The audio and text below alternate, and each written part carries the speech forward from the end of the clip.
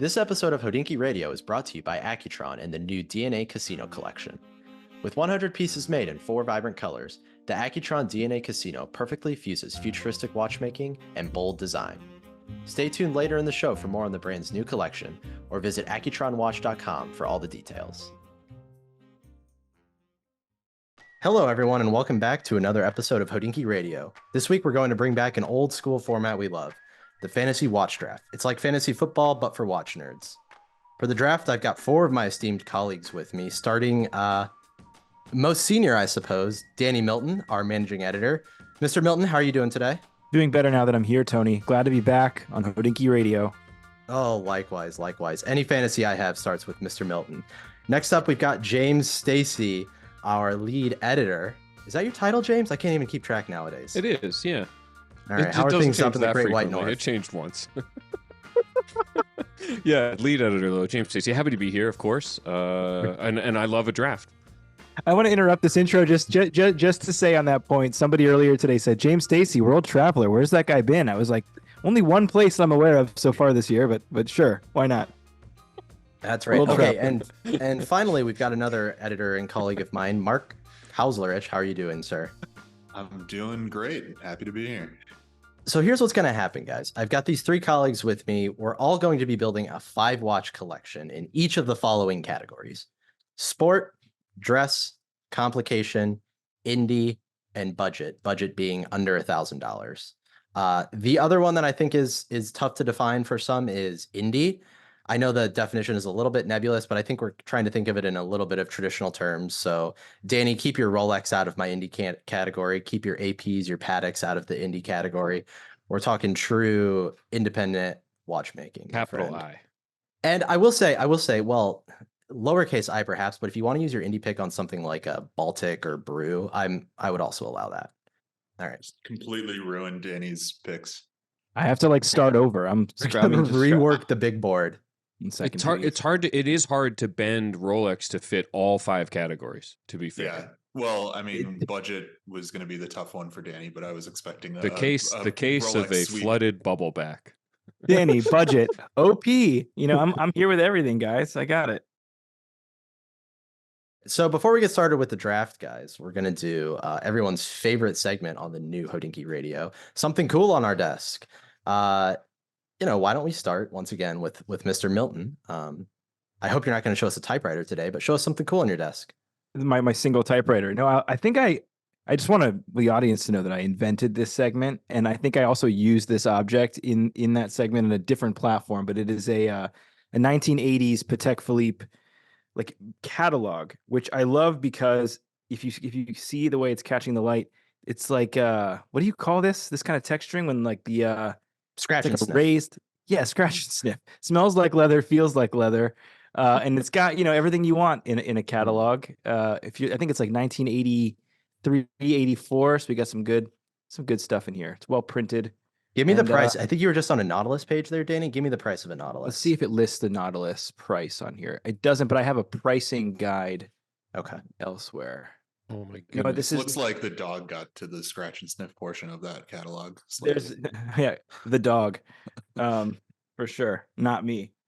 There's no pricing because, of course, why would there be? But there's all these fun little fold out segments to this that are just endlessly fun for the kids. Pop-up Patek Philippe catalog.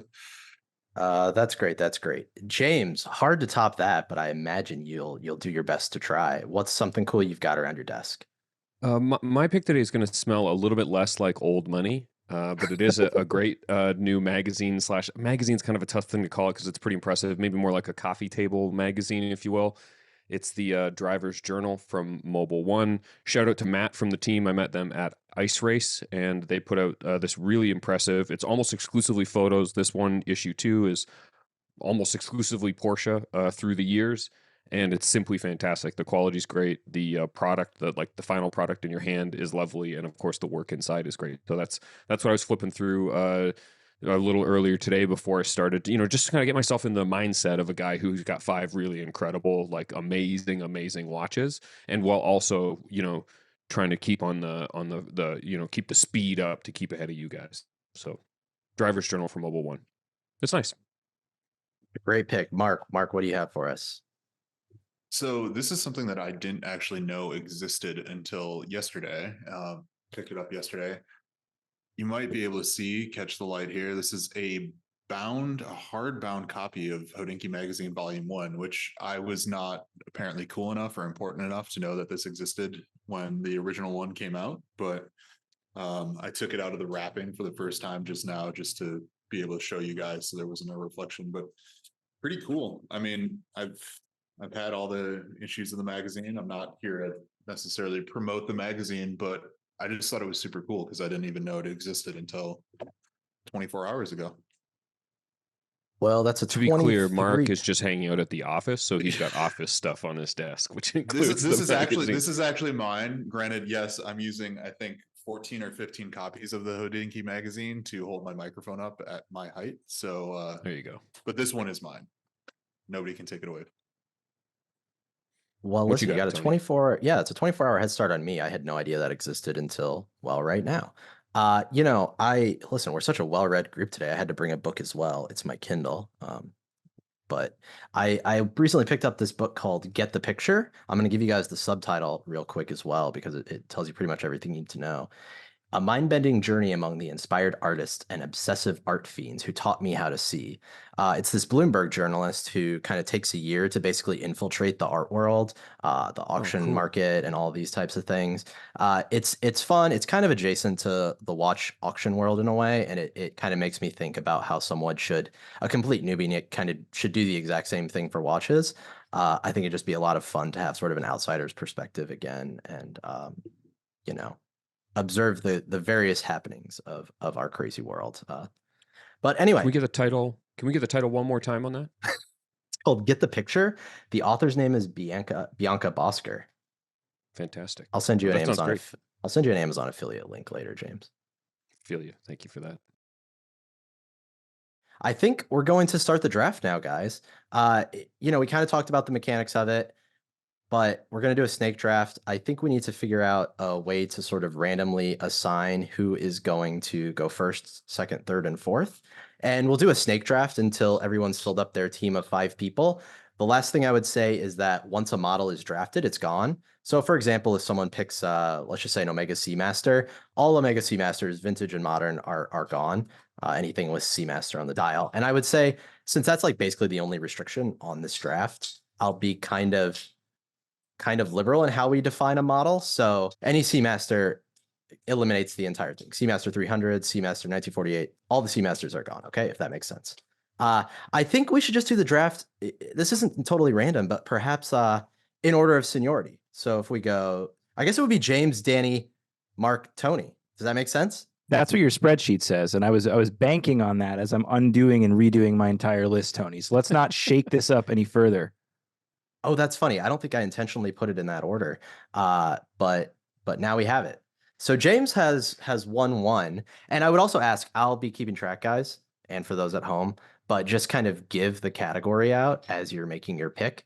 And then that way it'll be easier for everyone at home to follow along. And then obviously kind of explain a little bit as to the pick. All right. James, have I bought you enough time as to what your first overall pick is going to be? Yeah, I think so. I think so.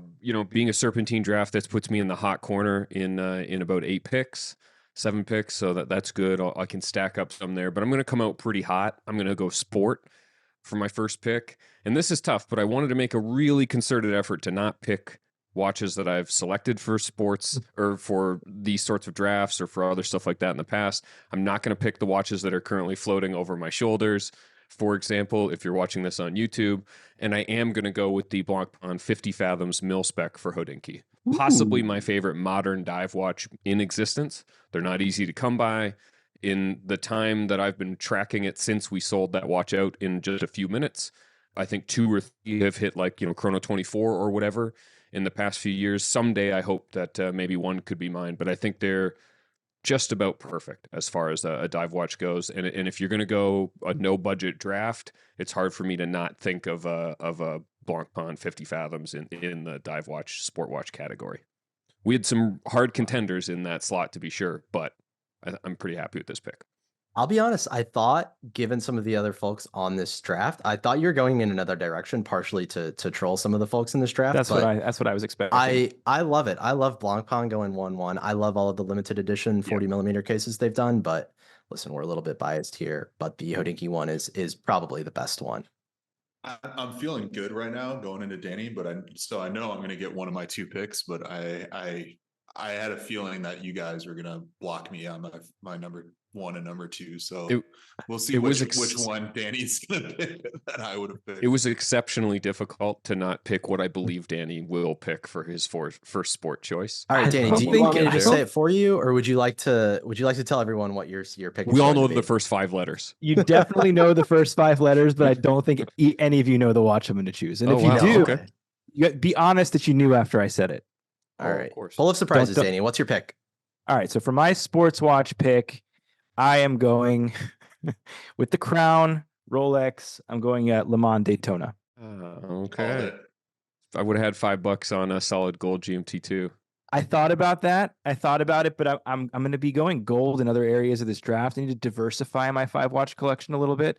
And I mean yellow gold, because obviously this Le Mans Daytona is white gold, stealth gold. I picked it because it's really hard to pinpoint a surprising moment, quite like what happened last summer when the Le Mans Daytona came out. And so just looking at it, we know some folks who have one, some folks who might work with us here at Hodinkee, and it is just some folks who let me wear theirs today. Did he really now? See, and it's like, it is about as hot a sport watch as it comes. It's it's taken up a lot of real estate in my head. So as much as I am the Rolex obsessive here, that's not the route I normally take, and it says a lot about what that watch is. I think it's fantastic. It's disappointing to me because my plan was to take that and then take a watch from another category and see if I could bow out of the rest of the draft, because I was pretty sure I could make the ultimate 2 watch collection with that watch. But we got the gentleman himself over my shoulder, by the way, watching. You can't see him on the screen, but he's flexing on us right now. Let's see if he can come on in and say hello. Danny Milton just picked a watch that I believe you're wearing for his first pick. Cameo. Good choice. There it is. Hey, there it is. There it is. The medal. There it is. That guy. Ben Clymer in the medal, everyone. Looking handsome as ever. Well, listen, that takes Daytona's off the board. Not super surprising. Yep. If I had the first overall pick, it was Le Mans Daytona as well. That brings us to the third pick. Mark, what do we have? You know what? I'll have another chance at this. I don't know that Tony might snipe this other watch for me, but just in case, I'm going to switch it up. I'm going to go to Indy first and pick the watch that was going to form the other part of my 2 watch collection that Danny took from me. I'm going Indy with the Ricchepi CC2. It's a good call. Big pick. Honestly, I do think, like, had I gotten the Le Mans Daytona, you can just check out at those 2 watches. It's just a fantastic watch. I've joked a lot of times that I'm on the list for the CC17 when I can get it, because the list is going to be a long time. But honestly, I think maybe the best indie watch on the market right now. That is a great pick, Mark. It's a great pick, and I think it's a worthy first indie choice for sure as well. I stutter because I'm looking at my big board right now. I'm making some calculations. I'm spoiled for choice, honestly. I'm rerunning the numbers. I mean, let's be honest. I don't know that you would have picked that, so I don't know that it was urgent. But if you're gonna go with what the heart wants, I feel like that's the number one for me. No, listen. So I've got the next 2 picks here in the hot corner, as James called it. Always one for the sports metaphors, and it's hard. It's like I don't think any of my choices are about to get picked, to be honest with you, because you guys just took some sports watches that, while great, were not necessarily on my list. I'm gonna go ahead and I'm gonna take a Cartier tank just because I think there's a good chance that someone's gonna take that with their dress watch. I've got a few options as to which one I want to take. I just want like a vintage Cartier tank Cintre from London in platinum. The Cintre is the tank to have to me, and I'm concerned that tanks will not make it all the way back to me again. So that's my dress watch. Strap or bracelet? Listen, ideally I would have a bracelet, and I guess I don't have to speak in idealized terms because this is a fantasy watch draft. So yeah, I found one with a great bracelet, and it was great for me. So that would be my first choice. And my second choice is going to be this is a tough one, guys. I'm going to go ahead and take a sports watch. It's going to be a Rolex, of course. It's going to be a modern Rolex. It's going to be the Titanium Yachtmaster, guys, Ooh. because this watch is basically mythical at this point. I'm not sure I've seen more than one or two come up on the secondary market. I've never seen one since we had those beautiful few minutes with it at Watches and Wonders last year. But man, if that's not a fun watch. And I'm not sure I had a ton of competition for it, but it's a great modern sports watch, and it's the first, commercially produced titanium watch from Rolex. So why not, That's a fun one. Great pick. It was on my list, like way down. I like the pick a lot. Way down. I wouldn't say, well, okay, I've got some other things on the sports, but it was definitely in there if you guys took the other option. So I totally respect that. Tony, is that super crazy deep sea? Was that not like a commercially produced model? Is that more like on the fringes, which you also had the exclusive on that one? So I wanted to get your take on it. Okay, so commercially produced. I used that a little bit incorrectly. I suppose I meant more commercial, like aimed at a general commercial audience, like Regular someone would. wrists.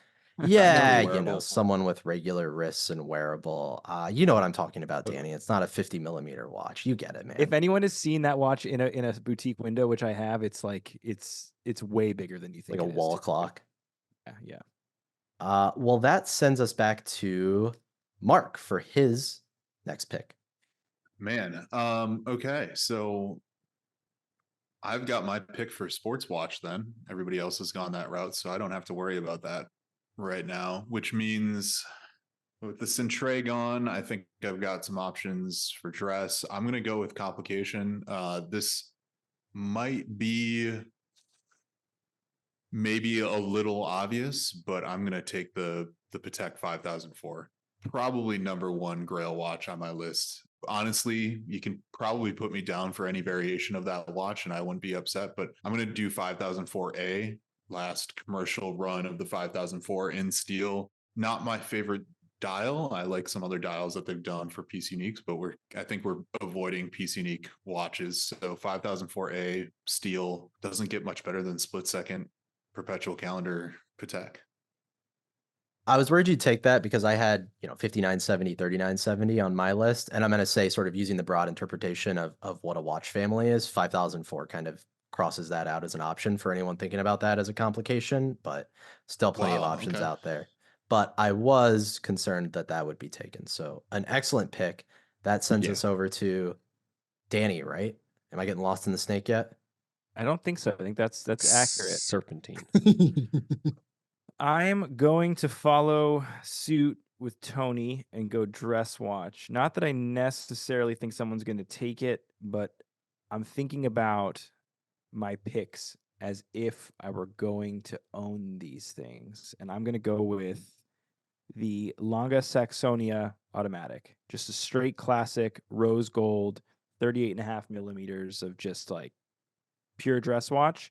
I think it's like your entry level Longa, but I like that about it because it's about as clean and no nonsense as you get from like a dial presentation, but you have everything about Longa that you could love on the inside, just the general construction. So yeah, I really don't, I'm just thinking about use cases for me and what kind of watch I want, and yeah, that's how I'm feeling. That's a good one. Nice watch. It's a nice and you prefer watch. the standard over the ultra thin? Yeah, I do. I like a little bit of thickness, not too much. Just a little heft. Yeah. Nice. Well, James, we're back to you. The hot corner. Hot corner. Let's see. I'll fill in my dress here. It's actually a watch that I would very much like to own for myself one day. It's a Grand Seiko. It's the SBG W252 LE from 2017, yellow gold. It's like a fairly faithful recreation of one of the brand's like original dress watches. I've had the opportunity over the years to have this on my wrist, a half dozen times. And it's the way it fits more than the name brand, which is incredible, more than the styling, which I think is perfect kind of end tail of mid-century in terms of its reference. And it really just comes down to like the sizing and the way the light hits it. You put it on a nice kind of dress it down on like a suede style strap, and I would just wear that all the time. I had a lot of trouble the dress watch one. There are several options here. All of them basically look loosely like the same watch, and this one kind of feels the most like an outlier from an aesthetic standpoint. And I really really have a soft spot for these pieces, and would love to have one. It's a great pick. Actually, believe it or not, I had not those ones, but the 130th anniversary limited editions, which were basically the same thing, just from 5 or 6 years prior, whatever it would have been, that were 36 instead of, I think the one you chose is 38 millimeters, right? Correct. Yeah. Yeah. The 36 is probably super sweet. Yeah. For a guy like me, that's kind of why I would have went with the 130th anniversary ones if I had to, but a brilliant choice, James. What are you doing with your other choice? All right. I'll go Complication. We can kind of keep Indian budget as the developing spot here. So for Complication, this is also kind of a tough one. I mean, there's a certain 2 time zone watch that's still on the board. But I'm going to go with probably my favorite modern Patek of the last couple years, the 5935 A1 World Time Flyback Chronograph. So steel, World Time, which is very much in my zone. You get this sort of rosy, salmony sort of copper dial with the black dial furniture, and then throw on top of that a flyback chronograph. One that I've only very briefly seen in person, like for minutes, and just really, really loved it. I think that it's, as far as a modern Patek goes, I think it's one I could see myself wearing. Right in there with the really lovely Calatrava, the sporty Calatrava stuff we've seen over the last few years. So that was kind of, there's a few picks in there, but this is the one that lands. I like that it's still steel, and I think it's still a little bit of a rare bird to see out in the world, even among the kind of Patek groups. Really, really considered choices, James. We love to see it. That brings us back to Danny for his next pick. All right, I'm moving into the indie category for my next pick. I think that tastes will vary. I'm looking specifically at Mark Kauzlarich when I say that here, but I'm going to go with the Laurent Ferrier Sport Auto Blue Dial for my indie choice here. I've not tried it on, which may be my fault, but I've seen it on other people's wrists. And the stealth nature of the titanium, sort of that dark hue of the bracelet, and just like the very, I don't know, it's got a pure aesthetic to it that I'm just really into. The matte dial, everything about what an indie is sort of feels like it's encapsulated in this watch in a way that really gets me excited. We meet with them every year at Watches and Wonders. I think it's a great brand, and I'm excited to potentially try that watch on my own wrist at some point. But had that as my number one indie slot. So glad it was still there. Did you name That's a check good Mark real quick just because he's not a huge fan of that watch? Not a huge fan, not a fan, but I think he's maybe not a buyer. If he had what I consider to be, it's a little more expensive than I think it should be. So I'm going to be on the joining mark by saying that where its price, which is around $50K, is like, it's too much. But yeah, that's the only reason why I name checked you, Mark.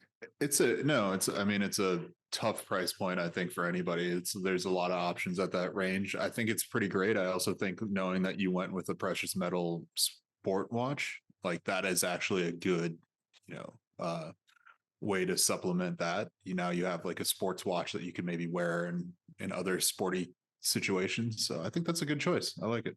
Thank you. I got a lot of sporty situations in my life. Also, my budget is just shot here. I'm going high on price, guys. Why don't we keep it with this? Mark? Let's keep it with you for your next pick. Well, I appreciate that, seeing as I am next on the list here. So thanks for the opportunity. I think I'm gonna go with dress watch and let somebody sort of force my hand on the sport watch eventually. I have 3 vintage Pateks on the list, and I think I'm going to go sort of furthest out in left field. I'm going to take a 565 Brigade dial Calatrava with the luminous hands. It's dressy, it's sporty, it's got Brigade indices, and I think, like, honestly, you could do a lot worse. I've looked at that watch probably 100 times over the last 2-3 years now. Beautiful watch. Another considered choice. You're really building up a nice Patek collection over there. It pairs nicely Yeah. with the Steel 5004.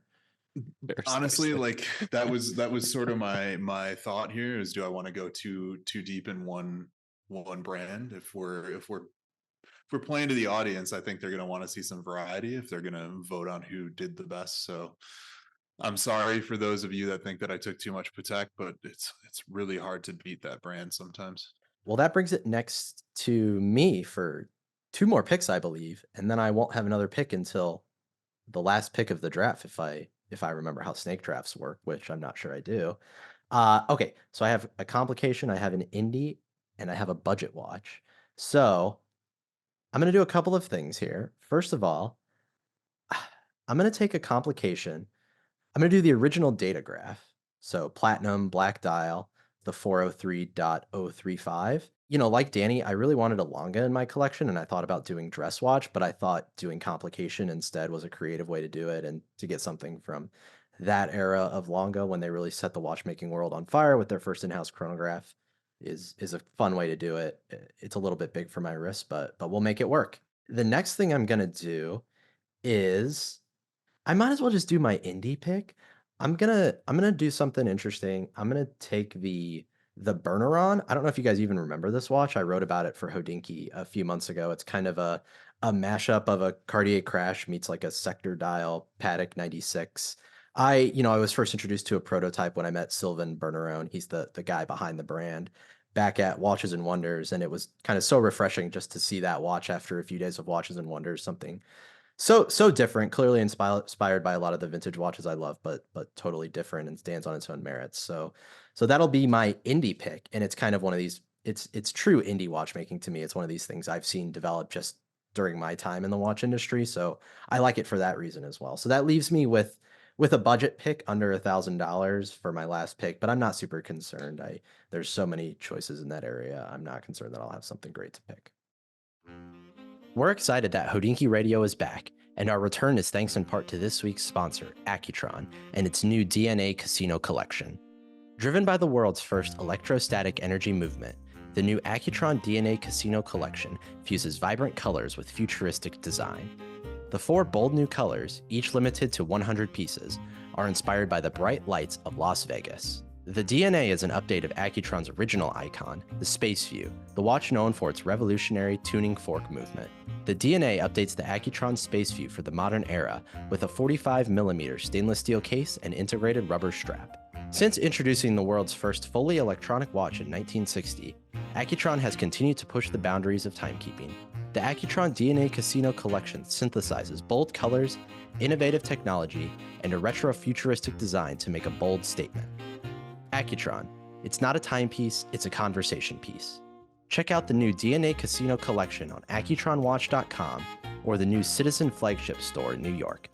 A big thanks to Accutron for its support, and now, back to the show. The data graph is a solid pick, it must be said, before we move on. Thanks, man. Definitely was on my list for both complication, and I figure you could have slotted it into dress in some ways.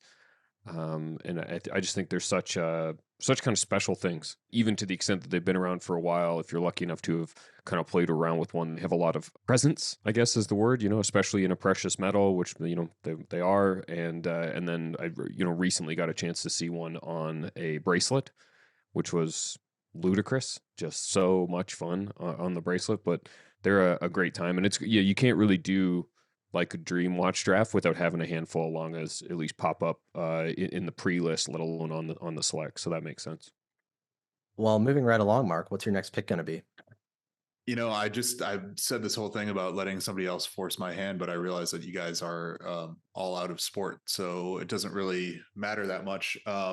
It's going to be a toss-up, and I think since I have 2 Pateks already, I'm not going to go any deeper on that, but I am going to go back to, for those people watching on video, sport. I'm going to wear my GMT Master 2 Pepsi bezel. It's literally like I wear this watch probably 90% of the time nowadays anyway, so I'd be kind of sad if I didn't have one in the collection, I think. Honestly, I didn't think GMT Master would last this long in the draft, Me so neither. good on you for being able to snag it towards the end here. Yeah, solid pick, and a watch that I definitely like. When I see it, I think like, oh, that's a Mark watch for sure. Speaking of GMT Masters, Danny, what's your next pick? All right. I am going to go budget. I'm going to be the first budget. inaugural budget watch choice here. And like you said, Tony, this is a tough category to choose from because under 1,000 was our like sort of guiding star here, right? Prices have Correct. gone up, it feels like. When I was searching for budget picks, it feels like there's a lot of stuff that's creeped above 1,000. Now I'm going to make sure my choice. I mean, that brings up a question so I can prepare from when I have to make my pick. If I can find it new on eBay for less than the retail price, does that count? If Oh, it's good. new, I would say to stay with the retail price. Unless it's like a brand with a well-known, I'm thinking of Seiko perhaps, where the street price is like well-known to be below their suggested retail price. I would say go with the retail price so that we're not fudging things.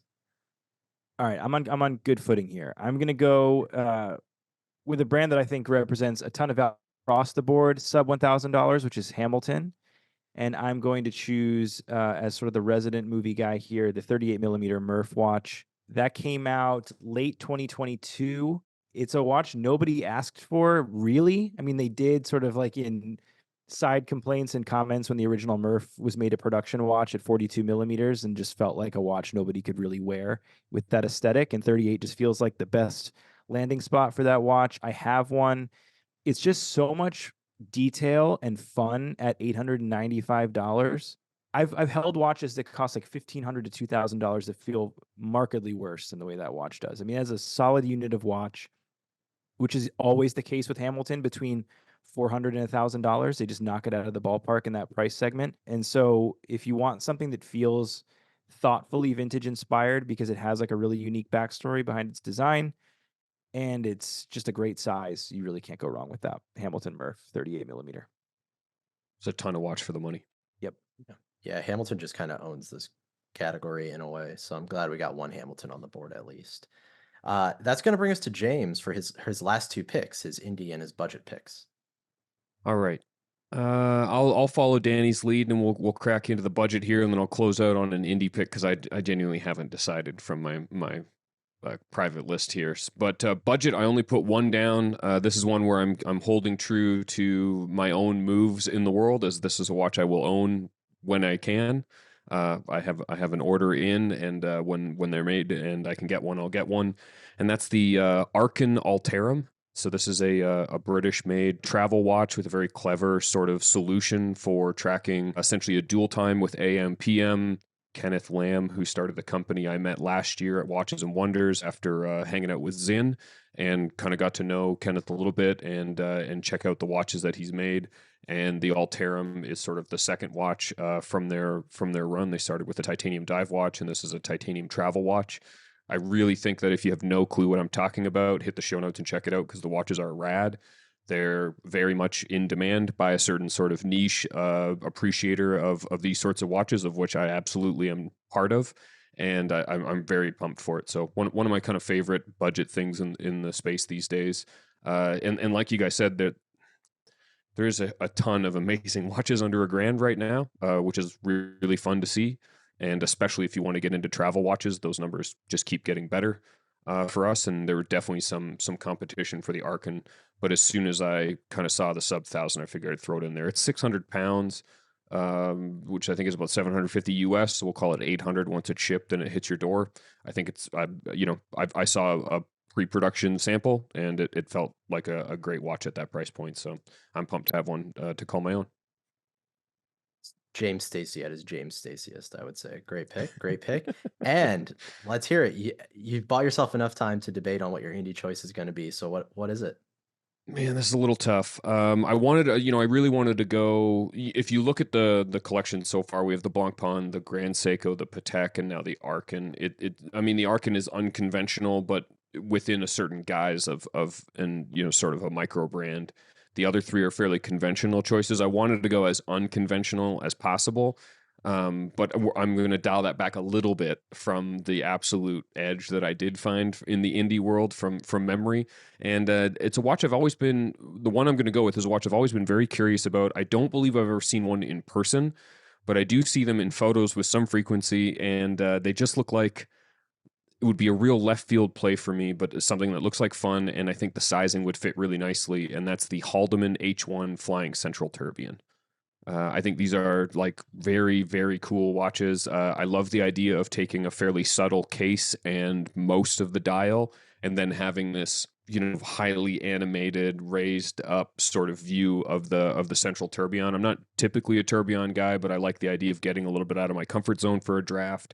And I think a central tourbillon, I like the balance. I like the sort of centralness of the design and the way that it aligns with the movement architecture and that sort of thing. And every time I see one of these, I do kind of pause and go like, that's pretty cool. 39 millimeters. The example that I found from a Collected Man was in white gold and just really, really pretty. I can't say that I like I said, I have never had one on my wrist or in hand, but maybe someday. How do you guys feel about the H1? I'm speechless. I don't even know what to say about the watch or about James Stacey choosing the watch, but I love it. Mark, please, hopefully you can add something more substantive than that. That was out of left field, but yet similarly, James Stacey across the board. I mean, what can you say? It's a white dial, it's got some things that kind of align with the Not a vibe. white dial. Number one prerequisite. I said from the Polar, top if you that I was going to will. try and go with stuff like it wasn't going to be a 16570 and a Seiko I dive like it. watch and like my normal. So Yeah. I'm trying to and I think look, I can now be as the first one to finish my 5, resolve my entire 5-piece collection. I think I've got a pretty cool collection here. There's a little something for everyone, me. And I do think that especially if you were going to take it down to something as sort of core as a vote, it's an obvious choice at this point, as I'm the only person who's delivered. all Listen, 5. we're not to the campaigning point yet. Some of us are still on the campaign trail here. So I'm going to cut you off Sure. right there. And Danny's going to make his last choice for Complication. Yes, I am. And I've done some soul searching while simultaneously listening to all of you make your choices. I had a weird pick, an out there pick that I'm gonna dial it back a little bit. I'm not gonna, because James Stacey, you got to own that corner now. So I'm gonna be a normal guy. I'm gonna move the chains, and I'm gonna pick the It's a game of Zenith. defense. It's a game of defense. Mhm. Balls in the air. Yeah. I'm going with the Zenith El Primero triple calendar. Recency bias for sure, but I was thinking about it a little bit. And if this is my collection, consider this in the white dial variation to be my stainless steel alternative to my Le Mans Daytona. But I also appreciate the triple calendar chronograph moon phase situation happening here. It's a complication that is based on a prototype Zenith El Primero. It allows the watch to remain like remarkably thin for what is it, 38 millimeters again, Tony? Is that right? 37? Yeah, it's 38, and it's the same thickness as the traditional El Primero, which is Crazy. 13.8 or something. So it's quite nice.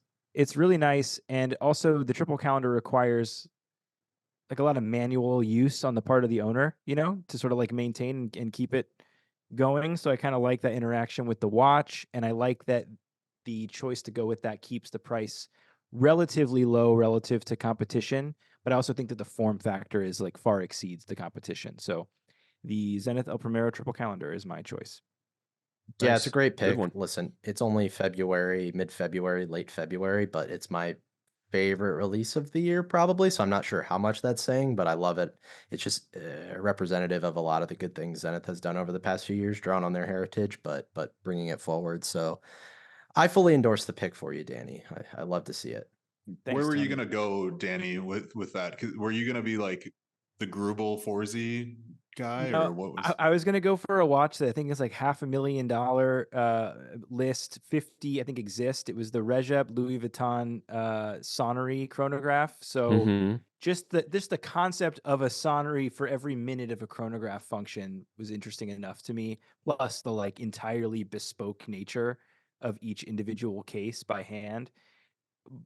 But that just felt wrong. It felt wrong to put a museum piece in my collection in a way. It wasn't 50 pieces, Danny. It was only 10, so even more difficult to find. Great. Good for me. Well, Mark, that brings it to you for your budget pick, and then I'll have my budget pick to close out the Fantasy Draft 2024. Yeah, I gave myself sort of 4 options. I didn't know what people were going to go for. I should have assumed that that I wouldn't be going head to head with James, because James always has something that I've never heard of that's super cool. So didn't have to worry about that as much. I'm going to go with something that I can really wear and beat up as much as possible. And if you'll permit me, as you mentioned, Seiko, you can often find below retail price. So if you'll permit me a little bit of a fudge here, I went on eBay. I found a lot of them for sale. I was going to do the Seiko SPB 153 green Willard on a rubber It's a strap. great choice. Love this choice. That's a ton Love of this watch. choice.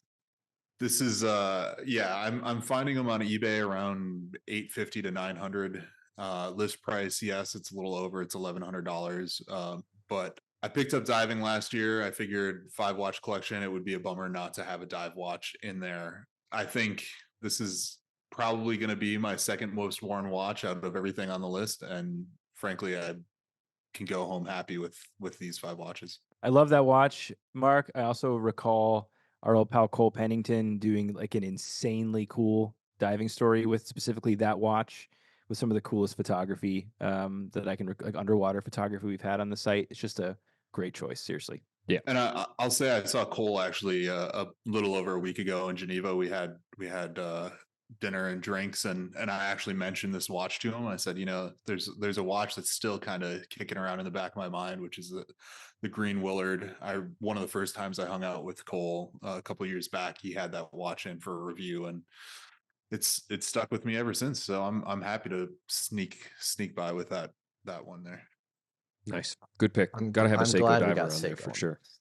Yeah, 100%. I'm glad we got Seiko on the list in the budget category, no less. So that's great to hear. Just a true dive watch. That brings me to my budget pick, the last pick of the draft. And I'm going to keep it simple. It's actually the watch I'm wearing. It's the Tissot PRX 35 millimeter. I'm going with the gold coated one. I got this recently from our friends at the Hodinkee shop, actually. So a bit of a shameless self promotion or plug there. But I don't have a true like integrated bracelet sports watch in my little collection here. It's not really my vibe anyway. So all I need to do is spend, this amount of money. I think it's a little bit over 800 retail, and it's really everything I need in this type of sports watch. So I'm glad to add this to the fantasy collection and to the real collection.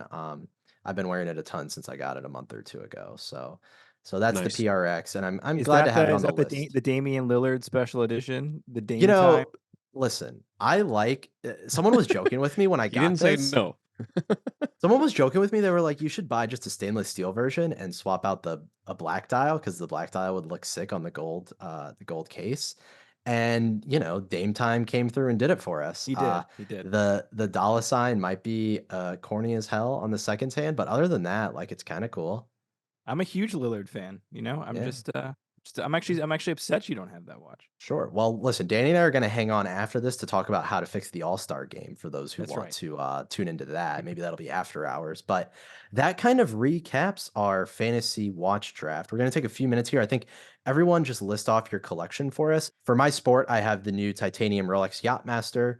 For my dress, I have a Cartier Tank Cintre, preferably a vintage one in platinum from Cartier London. For my complication, I have a Longa Datograph, the original one. For my indie, I have Berneron. For my budget, I have the Tissot PRX 35 millimeter in gold. We'll reverse it from Nice. there. Mark, can you summarize your collection for us real quick? Yeah, so for sport, I have my Rolex GMT Master 2, Pepsi bezel, of course. I went with a Patek Calatrava reference 565 with a Breguet dial and luminous hands for my dress watch. Complication, I stuck with Patek. I took a 5004A, stainless steel, split second perpetual calendar. Indie, Recepi CC2. And then finally for a budget pick, SPB 153, the green Willard. It's okay. That brings- It's okay. Yeah. Listen, someone's got to be a I runner. feel like we're nearly at voting time, and I can't be kind anymore. The It was campaign good begins. picks, Mark. It was good picks. I'm not gonna. That's a solid 5 watches. I'm not gonna talk any of you guys up. I'm staying quiet. You asked for what my picks were. I gave you my picks. That's it. I'm out. All right, Danny, give us your 5-watch collection. All right, sports watch. I went with the Le Mans Rolex Daytona. Dress watch, the Longa Saxonia Automatic in rose gold. For my Indy, I went the Laurent Ferrier Sport Auto with the blue dial. For my budget pick, I went the Hamilton Murph 38 millimeters. And for my complication, I went with the Zenith El Primero triple calendar. All right. And finally, Mr. Stacey, your 5 watches, please. Yeah, the 5 watches that make up the, sort of the collection that you should be voting for imminently at this point is the Mark for already read sport. them. For sport, I went with the Blancpain 50 Fathoms mil spec for Hodinkee, one of my favorite all-time LEs out of the program, and definitely had some competition, but that's what I settled on. Is it is kind of a fantasy draft, no budget. It was great. James, you're just listing. You're just listing the watches, dude. You're just listing them. You're not. No editorial notes, please. You see, the problem is if you don't let me get to the second one, it's never going to be a list.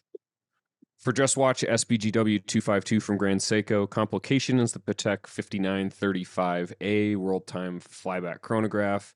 For Indy, I went with the Haldeman H1 Flying Tourbillon, and for budget, the Arkin Alterum. Hopefully that was enough of a list for the overlords here on Zoom. I can hang up so quickly. He will too. He's not kidding. Do it. Danny's seen me do it in meetings. Oh, man, don't hang up on our audience, James. Okay, so guys, first of all, how does everyone feel about how their collection came together? Are we having regrets, things we missed out on? Do you feel as though they're coming together nicely? I'm happy with mine. I really have a regret-free sort of existence right now. I wish I could live anxiety-free like that, Dan. How you feeling, Mark? Yeah, I feel pretty good. I think the only thing that I wish I would have maybe gone for earlier was the Cintrain Platinum. Not to talk up your pick, but now I'm thinking maybe a little one note with the Patek 2 selections. But honestly, like if you're gonna take 2 great watches, you can't really complain about that. Feel pretty good about it. I mean, look, if I don't win the vote, I'm okay with that. I'm still with the best collection and I know it. So Are there things we missed, guys? There's a few obvious ones I've kind of got notated here. No one took a No AP Speedmaster. is notable. No No AP. Speedmaster is notable. No one took a Royal Oak. That's crazy. No AP. yeah, I looked at RD2 and RD3 as Royal Oak Yep. complication possibilities. I think honestly, like very sort of under the radar, despite how popular Royal Oaks are, like how great those watches are for complication picks. So that kind of surprised me. I also had the data graph on my list, but I picked a Lumen, so I'm surprised that you sort of went with the first series. And then also just like been talked about a lot, but for me, the other one that stood out is the simplicity, the fact that that wasn't apparently in the running for anybody for Indy kind of surprised me as well. Yeah. Also, Tony's like example of what we can't do in the rules was using Omega several times. I don't think anyone picked a single Omega one in this used entire it. draft. I think like for me it was difficult. Not like I just assumed that a Royal Oak of some sort Yep, would be picked same. along the line. Looking back, I could trade the 5935 for 25554, like a Royal Oak QP from the 80s, which would be rad. And Mark and I have a quite a fondness for those, so I'm surprised it didn't end up on either of our lists. The Indy one, I went wilder than the Haldeman. I very nearly picked a Vianney Halter Antiqua. Which is like one of the first truly wild watches I ever bought a magazine because it was on the cover of, or like the Wrist Time annual. 1 year had one of those on the cover, and for whatever reason, as you've watched so many really interesting brands with really wild sort of aesthetic perspectives flourish in the last several years, every time I see something genuinely wild, it always brings me back to either the Vianney Halter stuff or like the Harry Winston Opus series. And those are all very interesting stuff to me. I don't know how you could pick just one Opus, but I guess it'd be the 11. But yeah, I mean, there's tons. There's a handful of other great watches in sport. 16570 would have been an easy one. If I need to be realistic, it would have been that Longines Spirit Zulu Time limited edition. I wear it constantly. It's basically arguably a perfect everyday travel watch from a great brand with a solid movement and great functionality and titanium and all that kind of stuff. What else is kind of a standout? It was, I was also like really fought back and forth on the idea of like not putting a dive watch elsewhere in the collection. Like if I wanted to free up the sport watch and then in Indy go with like a Resonance Type 5, which is a watch I've just been like loosely in love with since it came out. Sure, it's 46 millimeters, and would I take it diving? Absolutely. But yeah, there's all those sorts of things. I love doing these drafts. I just have such a Yeah. fun time with the hypothetical. I toyed with the idea of going Bulgari Octo for a second for Oh, sure. perpetual calendar purposes, just because I think it's so cool how thin any of their complicated watches are, and honestly non-complicated. I mean, 5, it's tight. And when you're boxed in, you got to make a choice. Yeah, for sure. I think a flex pick I could have done a lot with, but the other one that jumped out at me before we go is MB&F. I had a number of MB&Fs on the indie list. I also had them on Complications as well, and I think that's another one that they've really grown into a brand that you can use in a lot of different ways in a draft like this. And so that sort of surprised me that we didn't see that, but I don't know. Maybe I was the only one with MB&F on my list. No, MBNF was one of the. Listen, we could end up listing indies all day long. I think because Yeah. there's just so many. I think we've I named mean, a we lot have of the to do ones an that we indie left draft, out. I guess. Yeah, I think that's the natural conclusion here, James.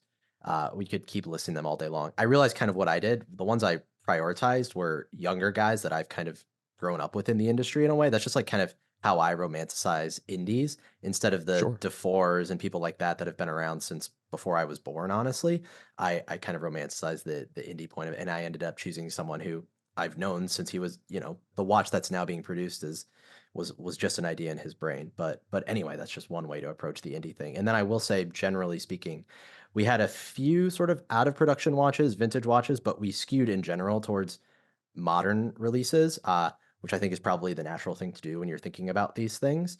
And listen, we probably could do a vintage draft as well, or an out of production watches draft. But I thought it was fun just for the first time bringing this back to just leave it almost as broad as possible, right? Giving us 5 general categories, broadly defined, and bringing it home that way. I also think like the plan would be to do these with some frequency. So if you're in there, obviously you're in the comments on the story voting for my collection. And when you get done with that stage, leave a little comment if you've got like a great idea, some weird slice of watches that would lead to a fun draft. I think obviously an indies draft would be great. I would love to do a draft kind of in the same format of this, but where once a brand is picked, that brand can't be picked from anymore.